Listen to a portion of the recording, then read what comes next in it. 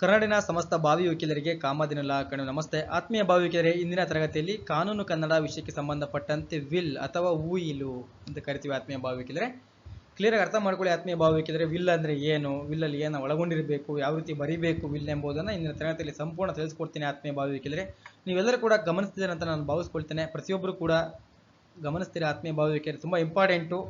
Will ಅಂದ್ರೆ ಏನು, will ಅನ್ನು ಯಾರು ಬರೀಬೇಕು, ಯಾವ ಸಂದರ್ಭದಲ್ಲಿ ಬರೀತಿ, ವಿಲ್ಲು ಯಾವತ್ತಿನ ಜಾರಿಗೆ ಬರ್ತದೆ ಅನ್ನೋದನ್ನ ಇಂಥ ಸಂಪೂರ್ಣ ತಿಳಿಸ್ಕೊಡ್ತೀನಿ. ಆತ್ಮೀಯ ಭಾವಿ ವಕೀಲರೇ, ಗಮನಿಸಿ. ಅದು ಯಾವ ಹಂಗಿರುತ್ತೆ ನೋಡ್ಕೊಂಡು ಬರೋಣ. ಆತ್ಮೀಯ ಭಾವಿ ವಕೀಲರೇ, ಗಮನಿಸಿ. ವಿಲ್ ಅಥವಾ ಉಯಿಲು ಅಥವಾ ಮರಣ ಶಾಸನ ಅಂತ ಕೂಡ ಕರಿತೀವಿ. ಅಧಿನಿಯಮದ ಅಡಿಯಲ್ಲಿ ಒಂದು ಮರಣಪತ್ರವು ಊರಿತಗೊಳ್ಬೇಕೆಂದ್ರೆ ಕೆಳಗೆ ನಮೂದಿಸಿರುವ ಷರತ್ತುಗಳನ್ನು ಪೂರೈಸಿರಬೇಕಾಗ್ತದೆ.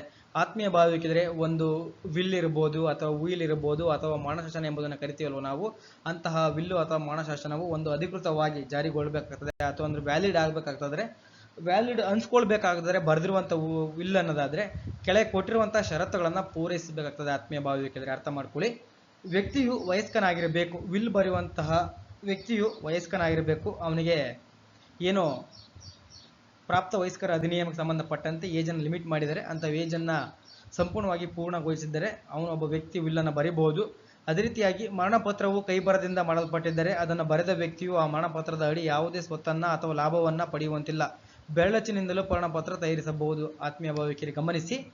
ಮರಣಪತ್ರವು ಕೈಬರದಿಂದ ಮಾಡಲ್ಪಟ್ಟಿದ್ದರೆ ಅದನ್ನು ಬರೆದ ವ್ಯಕ್ತಿಯು ಆ ಮರಣಪತ್ರದ ಅಡಿ ಯಾವುದೇ ಸ್ವತ್ತನ್ನು ಅಥವಾ ಲಾಭವನ್ನು ಪಡೆಯುವಂತಿಲ್ಲ. ಬಿಕ್ಕಲಂ ಅಂತ ಕರಿತೀವಿ. ಆತ್ಮೀಯ ಭಾವಿ ವಕೀಲರೇ, ಯಾರು ಪತ್ರಗಳನ್ನು ಬರೀತಾರಲ್ಲ ಅವ್ರು ನಾವು ಬಿಕ್ಕಲಂ ಅಂತ ಕರಿತೀವಿ ಕನ್ನಡದಲ್ಲಿ. ಆ ಬರೆದಿರುವಂಥ ವ್ಯಕ್ತಿನೇ ಆ ಸ್ವತ್ತನ್ನು ಪಡೆದುಕೊಳ್ಳಕ್ಕೆ ಬರೋದಿಲ್ಲ ಅಂತ ಹೇಳ್ಬಿಟ್ಟು ಆತ್ಮೀಯ ಭಾವಿ ವಕೀಲರೇ. ಇದಲ್ದೇ ಬೆರಳಚ್ಚಿಂದನೂ ಕೂಡಲು ಮರಣಪತ್ರವನ್ನು ತಯಾರಿಸಬಹುದಾಗಿದೆ. ಆತ್ಮೀಯ ಭಾವಿ ವಕೀಲರೇ, ಪ್ರತಿ ಪುಟವನ್ನು ಕೂಡ ಸಹಿ ಮಾಡಿರಬೇಕಾಗ್ತದೆ. ಆತ್ಮೀಯ ಭಾವಿ ವಕೀಲರೇ, ವಿಲ್ಲನ್ನು ಬರೆಯುವಂಥ ವ್ಯಕ್ತಿಯಲ್ಲಿ ಪ್ರತಿ ಪುಟವನ್ನು ಕೂಡ ಸಹಿ ಮಾಡಬೇಕಾಗಿರ್ತದೆ. ಆತ್ಮೀಯ ಭಾವಿ ವಕೀಲರೇ, ಅರ್ಥ ಆಗ್ತದೆ ಅಂತ ನಾನು ಭಾವಿಸ್ತಿದ್ದೇನೆ. ಆತ್ಮೀಯ ಭಾವಿ ವಕೀಲರೇ, ಒಂದು ಮಾದರಿ ವಿಲ್ ಅಥವಾ ಮಾದರಿ ಮರಣ ಶಾಸನ ನೋಡ್ಕೊಂಬರೋದಾದ್ರೆ, ಶ್ರೀಮತಿ RV ಸುಭದ್ರಮ್ಮನವರು ವಿಲ್ಲ ನೋಡೋದಾದ್ರೆ ಅವ್ರು ಯಾವ ರೀತಿ ಬರೆದ್ರ ನೋಡೋದಾದ್ರೆ, ಸನ್ 2019 ಇಸ್ವಿ ಏಪ್ರಿಲ್ ತಿಂಗಳು 13ನೇ ತಾರೀಕಿನ ದಿವಸ ಬೆಂಗಳೂರು ನಗರದ ಚಾಮರಾಜಪೇಟೆ 1ನೇ ಅಡ್ಡರಸ್ತೆ ಬಡಾವಣೆಯ ಮನೆಯಲ್ಲಿರುವ ಮನೆ ನಂಬರ್ 112ರಲ್ಲಿ ವಾಸವಾಗಿರುವಂತಹ ದಿವಂಗತ KR ರಾಮಕೃಷ್ಣರವರ ಧರ್ಮಪತ್ನಿಯಾದ ಸುಮಾರು 60 ವರ್ಷ ವಯಸ್ಸಿನ RV ಸುಭದ್ರಮ್ಮ ಆದ ನಾನು ಬರೆದ ನನ್ನ ಉಯಿಲಿನ ಕ್ರಮವೇನೆಂದರೆ, ಆತ್ಮೀಯ ಭಾವಿ ವಕೀಲರೇ, ಗಮನಿಸಿ. ಇದೇ ರೀತಿಯಾಗಿ ಬರೀಬೇಕಾಗ್ತದೆ. ಆತ್ಮೀಯ ಭಾವಿ ವಕೀಲರೇ, ನೀವೆಲ್ಲರೂ ಕೂಡ ಸನ್ 2019 ಇಸವಿ ಏಪ್ರಿಲ್ ತಿಂಗಳು 13ನೇ ತಾರೀಕಿನ ದಿವಸ ಬೆಂಗಳೂರು ನಗರದ ಚಾಮರಾಜಪೇಟೆಯ 1ನೇ ಅಡ್ಡರಸ್ತೆ ಬಡಾವಣೆ ಮನೆಯಲ್ಲಿರುವಂತಹ ಮನೆ ನಂಬರ್ 112ರಲ್ಲಿ ವಾಸವಾಗಿರುವಂತಹ ದಿವಂಗತ KR ರಾಮಕೃಷ್ಣರವರ ಧರ್ಮಪತ್ನಿಯಾದಂತಹ ಸುಮಾರು 60 ವರ್ಷ ವಯಸ್ಸಿನ RV ಸುಭದ್ರಮ್ಮನವರು ಈ ವಿಲ್ಲನ್ನು ಬರೆಸಿದ್ದಾರೆ. ಆತ್ಮೀಯ ಭಾವಿ ವಕೀಲರೇ, ಈ ವಿಲ್ಲನ್ನು ಬರೆದಿರುವ ಕ್ರಮವನ್ನು ನೋಡ್ಕೊಂಡು ಬರೋದಾದ್ರೆ, ನಾನು ಈಗ ದೈಹಿಕವಾಗಿಯೂ ಮಾನಸಿಕವಾಗಿಯೂ ಒಳ್ಳೆಯ ಆರೋಗ್ಯದಿಂದಿರುತ್ತೇನೆ.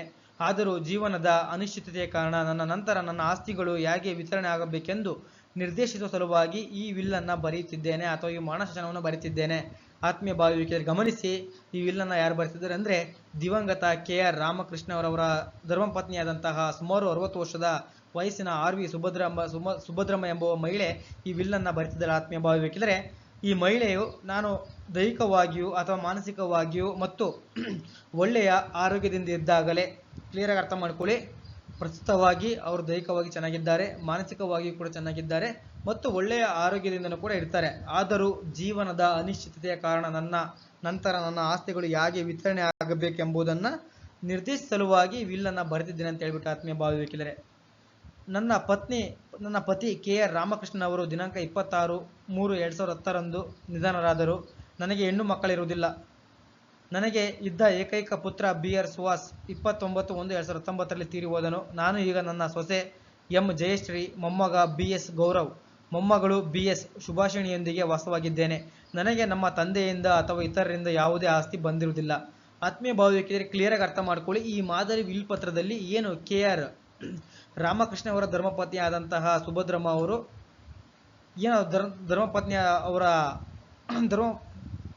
ಧರ್ಮಪತ್ನಿ ಸುಭದ್ರಮ್ಮನವರು ಅವರ ಗಂಡ ಆದಂತಹ ರಾಮಕೃಷ್ಣ ಅವರು ದಿನಾಂಕ 26/3/2010ರಲ್ಲಿ ರಾಮಕೃಷ್ಣ ಅವರು ಮರಣ ಹೊಂತಾರೆ. ಅವರ ಹಸ್ಬೆಂಡು ಅದೇ ರೀತಿಯಾಗಿ ಅವರಿಗೆ ಯಾವ ಥರದ ಹೆಣ್ಮಕ್ಳು ಇರೋದಿಲ್ಲ, ಒಬ್ಬ ಮಗ ಇರ್ತಾನೆ, ಅವನು ಕೂಡ ಏಕೈಕ ಪುತ್ರ ಬಿ ಆರ್ ಸುಹಾಸ್ ಎಂಬ ಒಬ್ಬ ಮಗ ಇರ್ತಾನೆ. ಅವರು ಕೂಡ 29/1/2016 ಮಾನವನ್ನು ಹೊಂದ್ತಾರೆ ಆತ್ಮೀಯ ಭಾವವಿಕಿದರೆ. ತದನಂತರ ಅವನಿಗೆ ಮದುವೆ ಆಗಿರ್ತದೆ ಸುಹಾಸ್ ಎಂಬ ಒಬ್ಬ ಮಗನಿಗೆ. ಆ ಮಗನ ಮದುವೆ ಆಗಿರೋ ಸಂದರ್ಭದಲ್ಲಿ ಇಬ್ಬರು ಮಕ್ಕಳು ಇರ್ತಾರೆ, ಮೊಮ್ಮಕ್ಕಳು ಇರ್ತಾರೆ. ಯಾರಿಗೆ? ಸುಭದ್ರಮ್ಮ ಅವರಿಗೆ. ಓಕೆನಾ? ಆ ಸುಭದ್ರಮ್ಮನ ಮಕ್ಕಳಿಗೆ ಮೊಮ್ಮಕ್ಕಳು ಯಾರಿರ್ತಾರೆ? ಫಸ್ಟ್ ಸೊಸೆ ಎಂಬುವರು ಜಯಶ್ರೀ ಇರ್ತಾರೆ. ಸೊಸೆ ಹೆಸರು ಬಂದ್ಬಿಟ್ಟು ಜಯಶ್ರೀ, ಮೊಮ್ಮಗ ಬಿ ಎಸ್ ಗೌರವ್, ಮೊಮ್ಮಗಳು ಬಿ ಎಸ್ ಸುಭಾಷಿಣಿಯೊಂದಿಗೆ ವಾಸವಾಗಿರ್ತಾರೆ ಅವರು ಪ್ರಸ್ತುತವಾಗಿ. ನನಗೆ ಅವ್ರ ಸುಭದ್ರಮ್ಮಗೆ ಯಾವುದೇ ರೀತಿಯಾದಂಥ ತಂದೆಯಿಂದ ಅಥವಾ ಇತರರಿಂದ ಯಾವುದೇ ಆಸ್ತಿ ಬಂದಿರೋದಿಲ್ಲ. ಏನೇ ಇದ್ರೂ ಕೂಡ ಗಂಡನೇ ಆಸ್ತಿ ಇರ್ತದೆ ಆತ್ಮೀಯ ಭಾವವಿಕೆದರೆ. ಕ್ಲಿಯರ್ ಆಗಿ ಅರ್ಥ ಆಗ್ತದೆ ಅಂತ ನಾನು ಭಾವಿಸ್ತೇನೆ. ಆತ್ಮೀಯ ಭಾವವಿಕೆ ಗಮನಿಸಿ, ನನ್ನ ಗಂಡನ ಸ್ವಯರ್ಜಿತ ಆಸ್ತಿಯು ಆತ ತೀರಿ ಹೋಗಿದ್ದರಿಂದ ನನ್ನ ಹೆಸರಿಗೆ ವರ್ಗಾಯಿಸಲ್ಪಟ್ಟಿದೆ. ನಾನು ಈಗ ವಾಸವಾಗಿರುವ ಮನೆ ನನ್ನ ಮತ್ತು ನನ್ನ ಗಂಡನ ಸ್ವಂತ ಸಂಪಾದನೆಯಾಗಿದ್ದಾಗಿದೆ. ಈ ಮನೆ ಬೆಂಗಳೂರು ಮಹಾನಗರ ಪಾಲಿಕೆಯ ಸರಹದ್ದಿನಲ್ಲಿ ಇರುವ ನಿವೇಶನದ ಮೇಲೆ ಕಟ್ಟಿರುವ ಮನೆಯಾಗಿರುತ್ತದೆ. ಈ ವಿಲ್ಲಿನಲ್ಲಿ ಬರೆಯುವ ತಾರೀಕಿನಲ್ಲಿ ಈ ಮೊದಲೇ ಮಾಡಿದ ಯಾವುದೇ ತರಹದ ಸಾಲ, ಅಸಲು ಮತ್ತು ಬಡ್ಡಿ ಇರುವುದಿಲ್ಲ. ಈ ಮನೆಯಲ್ಲದೆ ನನಗೆ ಇನ್ನು ಬೇರೆ ಯಾವ ಸ್ಥಿರ ಆಸ್ತಿ ಇರುವುದಿಲ್ಲ. ನಾನು ನನ್ನ ಗಂಡ ಸ್ವಲ್ಪ ಹಣವನ್ನು ಉಳಿತಾಯ ಮಾಡಿದ್ದೇವೆ. ಅದರ ವಿವರ ಹೀಗಿದೆ. ಆತ್ಮೀಯ ಭಾವವಿಕೆಂದರೆ ಸುಭದ್ರಮ್ಮ ಎಂಬುವರಿಗೆ ತನ್ನ ಗಂಡ ಸತ್ತ ನಂತರ ಪ್ರತಿಯೊಂದು ಆಸ್ತಿ ಇರ್ಬೋದು, ಮನೆ ಇರ್ಬೋದು, ಇರುವಂತಹ ಸ್ವತ್ತುಗಳು ಯಥಾಸ್ಥಿತಿಯಾಗಿ ಸುಭದ್ರಮ್ಮನ ಹೆಸರು ಬರ್ತವೆ, ವರ್ಗಾವಣೆ ಆಗ್ತವೆ. ಅಲ್ಲಿ ಬಂದಿರುವಂತಹ ಗಂಡನ ಸ್ವಂತ ಸಂಪಾದನೆ ಆಗಿದ್ದೇ ಇರ್ತದೆ. ಪ್ರತಿಯೊಂದು ಕೂಡ ಸ್ವಂತ ಸಂಪಾದನೆ ಆಗ್ತಿರೋ ಗಂಡಿಂದು. ಮತ್ತು ಇದಲ್ಲದೆ ಅಲ್ಲಿರುವಂತಹ ಬೆಂಗಳೂರಿನಲ್ಲಿರುವಂತಹ ಮಹಾನಗರ ಪಾಲಿಕೆ ಸರಹದ್ದಿನಲ್ಲಿರುವಂತಹ ನಿವೇಶನದ ಮೇಲೆ ಕಟ್ಟಿರುವ ಮನೆಯಾಗಿರ್ತದೆ. ಈ ವಿಲ್ಲನ್ನು ಅಥವಾ ಮರಣಶಾಸನವನ್ನು ಅಥವಾ ಉಯಿಲನ್ನು ಬರೆಯುವ ತಾರೀಕಿನ ಮೊದಲು, ಈ ವಿಲ್ಲನ್ನು ಇವತ್ತಿನ ಬರೆಯಕ್ಕಿಂತ ಮುಂಚೆ ಯಾವ ಥರದ ಆ ವಾಸ್ತಿಗೆ ಇರ್ಬೋದು, ಮನೆಗಳ ಮೇಲೆ ಆಗಿರ್ಬೋದು, ಇತರ ವಸ್ತುಗಳ ಮೇಲೆ ಆಗಿರ್ಬೋದು, ಯಾವ ಥರದ ಸಾಲವಾಗಲಿ ಅಥವಾ ಯಾವ ಥರದ ಬಡ್ಡಿ ಅಸಲು ಯಾವುದೂ ಇರುವುದಿಲ್ಲ ಅಂತ ಹೇಳ್ಬಿಟ್ಟು ಆತ್ಮೀಯ ಭಾವವಿಕಿದರೆ. ಈ ಮನೆಯಲ್ಲದೆ ನನಗೆ ಇನ್ನೂ ಬೇರೆ ಯಾವ ಆಸ್ತಿ ಸ್ಥಿರಾಸ್ತಿ ಇರುವುದಿಲ್ಲ. ನಾನು ನನ್ನ ಗಂಡ ಸ್ವಲ್ಪ ಹಣವನ್ನು ಉಳಿತಾಯ ಮಾಡಿದ್ದೆವು. ಅದರ ವಿವರ ಹೀಗಿದೆ. ಏನನ್ನು ವಿವರ ನೋಡ್ಕೊಂಡು ಬರೋಣ ಆತ್ಮೀಯ ಭಾವವಿಕಿದರೆ. ಕ್ವಶನ್ ಗಮನಿಸಿ, ನನ್ನ ಗಂಡ ಬದುಕಿರುವಾಗ ಕರ್ನಾಟಕ ಬ್ಯಾಂಕ್ನ ಬಸವನಗುಡಿ ಬ್ರಾಂಚ್ನಲ್ಲಿ ಠೇವಣಿ ಇಟ್ಟಿರ್ತಾರೆ. ಅದರ ವಿವರ ಹೀಗಿದೆ. ಅವ್ರ ಗಂಡ ಯಾರು? ಅವ್ರ ಗಂಡ ಇರ್ತಾನಲ್ಲ ಸುಭದ್ರಮ್ಮನವ್ರ ಗಂಡ, ಅವ್ರ ಗಂಡ ಬದುಕಿದ್ದಾಗಲೇ ಒಂದು ಕರ್ನಾಟಕ ಬ್ಯಾಂಕ್ನಲ್ಲಿ ಬಸವನಗುಡಿ ಬ್ರಾಂಚ್ನಲ್ಲಿರುವಂತಹ ಬ್ಯಾಂಕ್ನಲ್ಲಿ ಒಂದು ಠೇವಣಿ ಹಣವನ್ನು ಇಟ್ಟಿರ್ತಾರೆ. ಅದರ ವಿವರ ಹೀಗಿದೆ ಆತ್ಮೀಯ ಭಾವವಿಕಿದರೆ. F D means F D ಅಂದರೆ ಫಿಕ್ಸ್ಡ್ ಡೆಪಾಸಿಟ್ ಅಂತ ಕರಿತೀವಿ. ಅವ್ರ ನಂಬರ್ ಬಂದುಬಿಟ್ಟು 0148999. ಡೇಟ್ 9/7/2009 ಅವ್ರ ಅಮೌಂಟಲ್ಲಿ ಕಟ್ಟಿರ್ತಾರೆ. ಒಟ್ಟು ಮೊತ್ತ ಮೆನ್ಷನ್ ಆಗಿಲ್ಲ, ಇಷ್ಟ ಅಂತ ಇರ್ತದೆ ಆತ್ಮೀಯ ಭಾವವಿಕಿದರೆ. ಇದೊಂದು ಮಾದರಿ ಪತ್ರ, ಅರ್ಥ ಮಾಡ್ಕೊಳ್ಳಿ. ಅರ್ಥ ಆಗಿದೆ ಅಂತ ನಾನು ಭಾವಿಸ್ಕೊಳ್ತೇನೆ. ಅದೇ ರೀತಿಯಾಗಿ ಆತ್ಮೀಯ ಭಾವವಿಕೆ ಗಮನಿಸಿ, ನನ್ನ ಪತ್ನಿ ಡಿ ಆರ್ ಕೆ ರಾಮಕೃಷ್ಣ ಅವರ ಹೆಸರಿನಲ್ಲಿದ್ದಂಥ ಎಫ್ ಡಿ ನಂಬರ್ 01498, ಡೇಟ್ 9/7/9, ಒಟ್ಟು ಹಣ ರೂಪಾಯಿ ಈ ಥರ ಅಂತ ಇರುತ್ತೆ. ಎಷ್ಟೋ ಲಕ್ಷ ಇರುತ್ತೆ. 1 ಲಕ್ಷ ಅಂತ ಕೊಟ್ಬಿಡಿ, ಇಲ್ಲಿ 1 ಲಕ್ಷ ಅಂತ ಕೊಟ್ಟಿವಿ ಅಂತ ತಿಳ್ಕೊಳ್ಳಿ ಆತ್ಮೀಯ ಭಾವವಿಕಿದರೆ. ಅದೇ ರೀತಿಯಾಗಿ ನನ್ನ ಹೆಸರಿನಲ್ಲಿರುವಂಥ ಸುಭದ್ರಮ್ಮನವರ ಹೆಸರಿನಲ್ಲಿರುವಂಥ ಕಾರ್ಪೊರೇಷನ್ ಬ್ಯಾಂಕ್, JC ರಸ್ತೆ, ಬೆಂಗಳೂರು ನಮ್ಮಲ್ಲಿ ಎಫ್ ಡಿ ನಂಬರ್ ಅಂತ ಅವರು ಕೂಡ ಫಿಕ್ಸ್ ಅಮೌಂಟನ್ನು ಮಾಡಿರ್ತಾರೆ. ಅದನ್ನು ಕೂಡ ಮೆನ್ಷನ್ ಮಾಡಿರ್ತಾರೆ. ನನ್ನ ಹೆಸರಿನಲ್ಲಿರುವಂತಹ Chamarajpet branch post office Bengaluru, ತಿಂಗಳಿಗೆ ರೂಪಾಯಿ ಇಷ್ಟ ಅಂತ ಕಟ್ತಾ ಇರ್ತಾರೆ. ಅದು 5 ವರ್ಷವರೆಗೂ ಕಟ್ಕೊಂತ ಬಂದಿರ್ತಾರೆ ಆತ್ಮೀಯ ಭಾವವಿಕಿದರೆ. ಕೇಳಿರ್ತಾರೆ ನೀವು ಇನ್ಸೂರೆನ್ಸ್ ಮಾಡ್ತೀವಿ ಅಥವಾ ಇನ್ಸೂರೆನ್ಸನ್ನು ಕಟ್ಕೊಂಡು ಬಂದಿರ್ತಾರೆ ಇಷ್ಟ ಅಂತ ಹೇಳ್ಬಿಟ್ಟು ಆತ್ಮೀಯ ಭಾವವಿಕಿದರೆ. ಈ ನಂಬರನ್ನು ಹಾಕಿದರೆ ಗೊತ್ತಾಗುತ್ತೆ ಆತ್ಮೀಯ ಭಾವವಿಕಿದರೆ.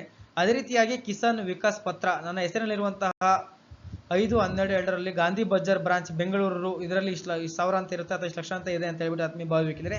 ಅದರ ನಂಬರ್ ಇಲ್ಲಿ ಇರ್ತದೆ, ಗಮನಿಸಿ. ನೀವು ಇದೇ ರೀತಿಯಾಗಿ ಬರಿಬೇಕಾಗ್ತದೆ ಆತ್ಮೀಯ ಭಾವವಿಕಿದರೆ ಎಕ್ಸಾಮಲ್ಲಿ. ಆತ್ಮೀಯ ಭಾವವಿಕಿದರೆ ಬ್ಯಾಂಕಿಂದ ಹಣ ಅಲ್ಲದೆ ಮತ್ತೊಮ್ಮೆ ಇನ್ನಿತರ ವಸ್ತುಗಳು ನೋಡೋದಾದರೆ, ನನ್ನ ಮೇಲೆ 2 ಎಳೆಯ ಅಂದಾಜು ತೂಕ, 2 ತೊಲ ಬಂಗಾರ, 1 ಎಳೆ ಚೈನು ಸುಮಾರು 9 ಗ್ರಾಂ ಬಂಗಾರ, 4 ಬಳೆ ಸುಮಾರು 85 ಗ್ರಾಂ ಬಂಗಾರ ಹಾಗೂ 7 ಗ್ರಾಂನ ಉಂಗಾರ, ಕಿವಿಯಲ್ಲಿರುವಂಥ 2 ಜೊತೆ ಅಂದಾಜು 15 ಗ್ರಾಂ ತೂಕದ ಬಂಗಾರ ಇರ್ತದೆ. ಆ ಬಂಗಾರವನ್ನು ಕೂಡ ಮೆನ್ಷನ್ ಮಾಡಿದ್ದಾರೆ ಆತ್ಮೀಯ ಭಾವವಿಕಿದರೆ. ಈ ಎಲ್ಲ ಚರ ಮತ್ತು ಸ್ಥಿರ ಆಸ್ತಿಗಳನ್ನು ನಾನು ಕೆಳಕಂಡಂತೆ ರೀತಿಯಲ್ಲಿ ವಿತರಣೆ ಮಾಡ್ತಿದ್ದೇನೆ. ಈ ಮೇಲೆ ಹೇಳಿರುವ ಹಾಗೆ ಸುಭದ್ರಮ್ಮ ಮತ್ತು ರಾಮಕೃಷ್ಣ ಅವ್ರ ಗಂಡಾದಂಥ ರಾಮಕೃಷ್ಣ ಅವರು ಏನು ಹೊಂದಿದ್ರು, ಯಾವ ಬ್ಯಾಂಕಲ್ಲಿ ಎಷ್ಟು ದುಡ್ಡನ್ನು ಇಟ್ಟಿದ್ದರು ಮತ್ತು ಆ ಸುಭದ್ರಮ್ಮನಲ್ಲಿರುವಂತಹ ಬಂಗಾರವನ್ನು ಮೆನ್ಷನ್ ಮಾಡಿದ್ದಾರೆ. ಈ ವಸ್ತುಗಳನ್ನು ಈಗ ಯಾವ ರೀತಿ ಡಿಸ್ಟ್ರಿಬ್ಯೂಟ್ ಮಾಡಿದ್ದಾರೆ, ಹಂಚಿಕೆ ಮಾಡಿದ್ದಾರೆ ಅಂತ ನೋಡ್ಕೊಂಡು ಬರೋಣ ಆತ್ಮೀಯ ಭಾವವಿಕಿದರೆ. ಗಮನಿಸಿ, ಆಲಿ ವಾಸವಾಗಿದ್ದ ಮನೆ ಚಾಮರಾಜಪೇಟೆಯಲ್ಲಿ ವಾಸವಾಗಿರುವಂಥ ಸುಭದ್ರಮ್ಮ ಅವರು ಆಲಿ ಪ್ರಸ್ತುತವಾಗಿ ವಾಸವಾಗಿರೋ ಮನೆಯನ್ನು 1ನೇ ಅಡ್ಡ ರಸ್ತೆಯಲ್ಲಿ ವಾರ್ಡ್ ನಂಬರ್ 17, ಡೋರ್ ನಂಬರ್ 112, ಉದ್ದ 25 ಅಡಿ, ಅಗಲ 30 ಅಡಿ ವಿಸ್ತೀರ್ಣ ಮನೆಯನ್ನು ನನ್ನ ಮೊಮ್ಮಗನಾದ ಅವರ ಮೊಮ್ಮಗ, ಈಗಾಗಲೇ ಅವರ ಮೊಮ್ಮಗಳ ಹೆಸರನ್ನು ಫಸ್ಟಲ್ಲಿ ಹೇಳಿದ್ದೇನೆ. ಅದೇ ರೀತಿಯಾಗಿ ಸೊಸೆಯನ್ನು ಕೂಡ ಫಸ್ಟಲ್ಲಿ ಹೇಳಿದ್ದೇನೆ ನನ್ನ ಹೆಸರು ಅಂದರೆ ಯಾರಂತ ಹೇಳಿಬಿಟ್ಟು ಅರ್ಥ ಮಾಡ್ಕೊಳ್ಳಿ.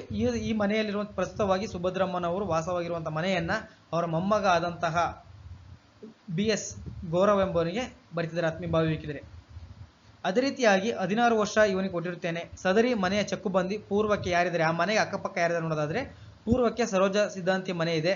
ಅದೇ ಥರ ಪಶ್ಚಿಮಕ್ಕೆ ಡಾಕ್ಟರ್ ವಿದ್ಯುಧರ ಕಿನ್ನಾಳರ ಮನೆ ಇದೆ. ಉತ್ತರಕ್ಕೆ 8 ಅಡಿ ಪ್ಯಾಸೇಜ್ ಮತ್ತು ವೀರಭದ್ರಪ್ಪನವರ ಮನೆ ಇದೆ. ಅದೇ ರೀತಿಯಾಗಿ ದಕ್ಷಿಣಕ್ಕೆ ಸುಭದ್ರಮ್ಮನವರ ಮನೆ ಇದೆ. ಆತ್ಮೀಯ ಭಾವವಿಕೆಂದ್ರೆ ಈ ಮನೆ ಸಂಪೂರ್ಣವಾಗಿ ಶುಭ ಯಾರವನಿಗೆ ಗೌರವ ಯಾವಾಗ ದೊರೀತಂದ್ರೆ ನನ್ನ ಮರಣ ನಂತರ ನನ್ನ ಮೊಮ್ಮಗ BS ಗೌರವನಿಗೆ ಸದರಿ ಮನೆಗೆ ಸಂಪೂರ್ಣ ಹಕ್ಕುದಾರನಾಗಿ ತನ್ನ ಹೆಸರಿಗೆ ಖಾತೆಯನ್ನ ಬದಲಾಯಿಸಿಕೊಂಡು ಕಂದಾಯ ಮುಂತಾದವುಗಳನ್ನು ಕಟ್ಟಿಕೊಂಡು ಹೋಗತಕ್ಕದ್ದು ಹಾಗೂ ನನ್ನ ಜೀವಿತ ಕಾಲದವರೆಗೆ ನನ್ನನ್ನು ಪೋಷಣೆ ಮಾಡಿಕೊಂಡು ಹೋಗುವುದು ಮೊಮ್ಮಗನಾದ BS ಗೌರವನ ಕರ್ತವ್ಯ ಮತ್ತು ಜವಾಬ್ದಾರಿಯಾಗಿರ್ತದೆ. ಈ ಕರ್ತವ್ಯಗಳನ್ನು ಚಾಚು ತಪ್ಪದೆ ಅವನು ನಿರ್ವಹಿಸುತ್ತಾನೆ ಎಂದು ನಂಬಿಕೆ ನನಗಿದೆ. ಆತ್ಮೀಯ ಭಾವವಿಕೆಂದರೆ ಸುಭದ್ರಮ್ಮ ಎಂಬುವರು ಒಂದು ವಾಸವಾಗಿರುವಂತಹ ಮನೆಯನ್ನ ಅವರ ಮೊಮ್ಮಗನಾದಂತಹ BS ಗೌರವ್ ಅವರಿಗೆ ಬರೆದಿದ್ದಾರೆ. ಆತ್ಮೀಯ ಭಾವಕ್ಕೆ ಒಂದು ವಿಲ್ಲನ್ನು ಮಾಡಿದ್ದಾರೆ. ಆ ವಿಲ್ಲಿಗೆ ಸಂಬಂಧಪಟ್ಟಂತೆ ದಿಕ್ಕುಗಳನ್ನು ಕೂಡ ನಮೂದಿಸಿದ್ದಾರೆ. ಯಾವ ದಿಕ್ಕಲ್ಲಿ ಇಲ್ಲಿದೆ, ಆ ಮನೆ ಪ್ರಸ್ತುತ ಇಲ್ಲಿದೆ ಎಂಬುದನ್ನು ಕೂಡ ಪ್ರಸ್ತುತ ತಿಳಿಸಿದ್ದೇನೆ. ಆತ್ಮೀಯ ಭಾವವಿಕೆಂದರೆ ಇದು ಯಾವಾಗ ಜಾರಿಗೆ ಬರ್ತದೆ, ಸಂಪೂರ್ಣವಾಗಿ ಗೌರವನ್ನ ಅಧಿಕೃತವಾಗಿ ಗೌರವ ಯಾವಾಗ ವರ್ಗಾವಣೆ ಆಗ್ತದೆ ಅಂದ್ರೆ ಸುಭದ್ರಪ್ಪನ ಸತ್ತ ನಂತರ ಅವರಿಗೆ ವರ್ಗಾವಣೆ ಆಗ್ತದೆ. ಆತ್ಮೀಯ ಭಾವವಿಕೆಂದರೆ BS ಗೌರವ್ ಅವರಿಗೆ. BS ಗೌರವ್ ಅವರು ಇದು ವರ್ಗಾವಣೆ ಆಗ್ಬೇಕಂದ್ರೆ ಏನ್ ಮಾಡಬೇಕು, ಸುಭದ್ರಮ್ಮವರನ್ನ ಪೋಷಣೆ ಮಾಡಬೇಕು ಮತ್ತೆ ಕೆಲವೊಂದು ಕರ್ತವ್ಯಗಳನ್ನ ನಿರ್ವಹಿಸಬೇಕಾಗ್ತದೆ. ಆತ್ಮೀಯ ಭಾವವಿಕೆಂದರೆ ಆ ಸಂದರ್ಭಗಳನ್ನ ಮಾಡ್ತಾನಂತ ಹೇಳ್ಬಿಟ್ಟು ಸುಭದ್ರಮ್ಮ ಅವರಿಗೆ ನಂಬಿಕೆ ಇದೆ. ಆತ್ಮೀಯ ಭಾವವಿಕೆಂದರೆ ಆತ್ಮೀಯ ಭಾವವಿಕೆರೆ ಮೇಲೆ ತಿಳಿಸಿದ ಪ್ಯಾರಾ ನಂಬರ್ 6ರಲ್ಲಿ ವಿವರಿಸಿದಂತಹ ಸಮಸ್ತ ಒಡವೆಗಳನ್ನ ನನ್ನ ಮೊಮ್ಮಗಳು ಕುಮಾರಿ BS ಸುಭಾಷಿಣಿ ತಂದೆ ದಿವಂಗತ BR ಸುಹಾಸ್ 22 ವರ್ಷ ಕೊಟ್ಟಿರ್ತೇನೆ. ಆತ್ಮೀಯ ಭಾವವಿಕೆಂದರೆ ಮೇಲೆ ವಿವರಿಸಿದ 6ನೇ ಪ್ಯಾರಾದಲ್ಲಿ ವಿವರಿಸಿರುವಂತಹ ನನ್ನ ಒಡವೆಯನ್ನ ಒಂದೊಂದಾಗಿ ವಿವರಿಸಿದ್ದೇನೆ. ಏನೇನು ಒಡವೆಗಳು ಇದ್ವು ಅಂತ ಹೇಳ್ಬಿಟ್ಟು ಆ ಒಡವೆಗಳನ್ನ ಯಾರಿಗೆ ಕೊಟ್ಟಿದ್ದಾರೆ ಅಂದ್ರೆ ಅವ್ರ ಮೊಮ್ಮಗಳಾದಂತಹ ಸುಭಾಷಿಣಿ ಅವರಿಗೆ ಬರೆದಿದ್ದಾರೆ. ಆತ್ಮೀಯ ಭಾವವಿಕೆಂದರೆ ಈ ಉಯಿಲು ನನ್ನ ಮರಣ ನಂತರ ಜಾರಿಗೆ ಬರ್ತದೆ. ಈ ವಿಲ್ಲು ಅಥವಾ ಮರಣಶಾಸನ ಪತ್ರ ಅಥವಾ ಈ ಉಯಿಲು ಎಂಬುದು ನನ್ನ ಮರಣದ ನಂತರ ಜಾರಿಗೆ ಬರ್ತದೆ. ಆತ್ಮೀಯ ಭಾವವಿಕೆಂದರೆ ಅಂತ ಹೇಳ್ಬಿಟ್ಟು ಈ ವಿಲ್ನ ಮುಂಚೆ ನನ್ನಿಂದ ಯಾವುದೇ ತರಹದ ವಿಲ್ಗಳನ್ನ ಬರೆಯಲ್ಪಟ್ಟಿರುವುದಿಲ್ಲ. ಇದು ನನ್ನ ಮೊದಲ ಮತ್ತು ಕೊನೆಯ ವಿಲ್ ಆಗಿರ್ತದೆ. ಆತ್ಮೀಯ ಭಾವವಿಕೆಂದರೆ ಗಮನಿಸಿ, ಇವೆಲ್ಲ ವಸ್ತುಗಳನ್ನ ಇದಕ್ಕಿಂತ ಮುಂಚೆ ಯಾವ ತರನ ಈ ವಸ್ತುಗಳ ಮೇಲೆ ಅಥವಾ ಈ ಪ್ರಾಪರ್ಟಿ ಮೇಲೆ ಯಾವ ತರದ ವಿಲ್ಲನ್ನ ಬರೋದಿಲ್ಲ ಅಥವಾ ಮರಣಶಾಸನವನ್ನ ಬರೆದಿಲ್ಲ ಅಂತ ಹೇಳ್ಬಿಟ್ಟು ಇದೇ ಮೊದಲನೇ ವಿಲ್ ಆಗಿರ್ತದೆ ಮತ್ತು ಕೊನೆಯ ವಿಲ್ ಆಗಿರ್ತದೆ ಅಂತ ಹೇಳ್ಬಿಟ್ಟು ಆತ್ಮೀಯ ಭಾವವಿಕೆಂದರೆ ಅದೇ ರೀತಿಯಾಗಿ ನನ್ನ ಆಸ್ತಿಗಳ ವಿಲೇವಾರಿ ಹೀಗೆ ಆಗತಕ್ಕದ್ದು. ನಾನು ಈ ವಿಲ್ಲನ್ನ ಯಾರು ಪ್ರಲೋಭನೆ ಹೆದರಿಕೆಗೆ ಒಳಗಾದ ನನ್ನ ಸ್ವಂತ ಇರದೆಯಿಂದ ಸ್ವಬುದ್ಧಿಯಿಂದ ಬರೆದಿದ್ದೇನೆ. ಆತ್ಮೀಯ ಭಾವವಿಕೆಂದರೆ ಈ ವಿಲ್ಲನ್ನ ಅಥವಾ ಈ ಮರಣಶಾಸನನ್ನ ಅಥವಾ ಈ ಉಯಿಲನ್ನ ಬರಿಬೇಕಾದ್ರೆ ಯಾವುದೇ ರೀತಿಯಾದ ಪ್ರಚೋದನೆ ಒಳಗಾಗಿ ಇರಬಹುದು, ಯಾವುದೇ ದಬ್ಬಳಿಕೆಗಾಗಿರಬಹುದು, ಯಾವುದೇ ಒತ್ತಾಯಕ್ಕೆ ಮಣಿಯದೇನೆ ತನ್ನ ಸ್ವಂತ ಆಲೋಚನೆ ವಿವೇಚನೆಗಳಿಂದ ಸ್ವಬುದ್ಧಿಯಿಂದ ಬರೆದಿದ್ದೇನೆ ಅಂತ ಹೇಳ್ಬಿಟ್ಟು ಆತ್ಮೀಯ ಭಾವವಿಕೆಂದರೆ ಅರ್ಥ ಆಗಿದೆ ಅಂತ ನಾನು ಭಾವಿಸ್ಕೊಳ್ತೇನೆ. ಆತ್ಮೀಯ ಭಾವವಿಕೆಂದರೆ ಈ ರೀತಿ ಹೇಳಿ ಬರೆಯಿಸಿದ ಉಯಿಲನ್ನು ನಾನು ಹೇಳಿದ ಪ್ರಕಾರ ಬರೆಯಲ್ಪಟ್ಟಿತೆಂದು ಖಚಿತಪಡಿಸಿಕೊಂಡಿದ್ದೇನೆ. ಮೇಲೆ ಹೇಳಿದ ಇಸ್ವಿ ತಾರೀಕು ಅಂದರೆ 13ನೇ ದಿನ ಏಪ್ರಿಲ್ ತಿಂಗಳು 2019ನೇ ಇಸ್ವಿಯಿಂದ ಈ ಕೆಳಕಂಡ ಸಾಕ್ಷಿಗಳ ಸಮ್ಮುಖದಲ್ಲಿ ಸಹಿ ಹಾಕಿರುತ್ತೇನೆ. ಸಾಕ್ಷಿಗಳು ಕೂಡ ನನ್ನ ಎದುರಿನಲ್ಲಿ ಸಹಿ ಮಾಡಿರ್ತಾರೆ. ಆತ್ಮೀಯ ಭಾವವಿಕೆಂದರೆ ಲಾಸ್ಟಿಗೆ ಈ ಲೈನನ್ನು ಕೂಡ ಬರಿಬೇಕಾಗ್ತದೆ. ಕಂಪಲ್ಸರಿ ನೀವು ಇದನ್ನೆಲ್ಲ ಬರೀಬೇಕಾಗ್ತದೆ. ಯಾಕೆಂದ್ರೆ ಈ ರೀತಿ ಮೇಲೆ ಹೇಳಿರುವಂತಹ ವಿಲ್ನಲ್ಲಿ ಬರೆಯುವಂತಹ ಎಲ್ಲ ಪ್ರತಿಯೊಂದು ಪ್ಯಾರಾಗಳು ನನಗೆ ಗೊತ್ತಿದೆ. ನಾನು ಹೇಳಿದ ರೀತಿಯಾಗಿ ಬರೆದೆಂದು ಖಚಿತಪಡಿಸಿಕೊಳ್ಳಬೇಕಾದ. ಆತ್ಮೀಯ ಭಾವವಿಕೆಂದರೆ ಖಚಿತಪಡಿಸಿಕೊಂಡಿದ್ದಾರೆ. ಅದೇ ರೀತಿಯಾಗಿ ಮೇಲೆ ಹೇಳಿದಂತಹ ಇಸ್ವಿ ಇರಬಹುದು, ಏನು ತಾರೀಕು 13 ಏಪ್ರಿಲ್ 13ನೇ ತಾರೀಕು ಇರಬಹುದು 2019ನೇ ಇಸ್ವಿಯಲ್ಲಿ ಈ ಕೆಳಕಂಡ ಸಾಕ್ಷಿಗಳ ಸಮ್ಮುಖದಲ್ಲಿ ಸಹಿ ಹಾಕಿರ್ತಾನೆ. ಸಾಕ್ಷಿಗಳು ಕೂಡ ನನ್ನ ಎದುರಿನಲ್ಲಿ ಸಹಿ ಮಾಡಿರ್ತಾರೆ ಅಂತ ಹೇಳ್ಬಿಟ್ಟು ಆತ್ಮೀಯ ಭಾವವಿಕೆಂದರೆ ನನ್ನ ಸಹಿ RV ಸುಭದ್ರಮ್ಮನವರು ವಿಲ್ಲನ್ನು ಬರೆದಿರೋ ಸಹಿಯನ್ನು ಹಾಕಿದ್ದೀವಿ. ಸಾಕ್ಷಿಗಳು ಯಾರಿದ್ದಾರಪ್ಪ ಅಂದ್ರೆ RK ಸ್ವಾಮಿನಾಥ್ ಮತ್ತು ಗೋವಿಂದಪ್ಪ ಎಂಬ ವ್ಯಕ್ತಿಗಳು ಸಾಕ್ಷಿಯಾಗಿ ಸಹಿ ಹಾಕಿದ್ದಾರೆ. ಆತ್ಮೀಯ ಭಾವವಿಕೆಂದರೆ ದಿನಾಂಕ 13/4/2019ರಲ್ಲಿ ಬಿಗ್ ಕಲಂ, ನಾನು ಆಗ್ಲೇ ಹೇಳಿದೆ ಅಂದ್ರೆ ಪತ್ರವನ್ನು ಬರೆಯೋರಿಗೆ ಬಿಗ್ ಕಲಂ ಅಂತ ಕರಿತೀವಿ ಅಂತ ಹೇಳ್ಬಿಟ್ಟು ಆತ್ಮೀಯ ಭಾವವಿಕೆಂದರೆ ಇದನ್ನ ಯಾರು ಬರೆದ್ರೆ ನೋಡೋದಾದ್ರೆ HR ರಾಮಪ್ರಸಾದ್ ಅಡ್ವೊಕೇಟ್, ವಾಣಿ ವಿಲಾಸ ರಸ್ತೆ, ಬಸವನಗುಡಿ, ಬೆಂಗಳೂರು. ಆತ್ಮೀಯ ಭಾವವಿಕೆಂದರೆ ಇದನ್ನ ಯಾರು ಬರೆದಿದ್ದಾರೆ, ಈ ಪತ್ರ ಉಯಿಲನ್ನು ಬರೆದಿದ್ದಾರೆ ಯಾರಪ್ಪ ಅಂದ್ರೆ HR ರಾಮಪ್ರಸಾದ್ ಆದಂತಹ ಅಡ್ವೊಕೇಟ್ ಅವರು ಬರೆದಿರುವಂತಹ ಒಂದು ಪತ್ರ ಆಗಿದೆ. ಆತ್ಮೀಯ ಭಾವವಿಕೆಂದರೆ ವಿಲ್ ಆಗಿದೆ. ವಿಲ್ ಅಂದ್ರೆ ಏನು, ವಿಲ್ಲನ್ನು ಯಾವ ರೀತಿ ರಚನೆ ಮಾಡಬೇಕು ಎಂಬುದು ಆತ್ಮೀಯ ಭಾವವಿಕೆಂದರೆ ಸಂಪೂರ್ಣ ತಿಳಿಸ್ಕೊಟ್ಟಿದ್ದೇನೆ. ನಿಮ್ಮೆಲ್ಲರಿಗೂ ಕೂಡ ಅರ್ಥ ಆಗಿದೆ ಅಂತ ನಾನು ಭಾವಿಸ್ತೇನೆ. ಎಲ್ಲರಿಗೂ ಶುಭವಾಗಲಿ. ಸಿರಿಗನ್ನಡಂ ಗೆಲ್ಲಿಗೆ, ಸಿರಿಗನ್ನಡಂ ಬಾಳಿಗೆ.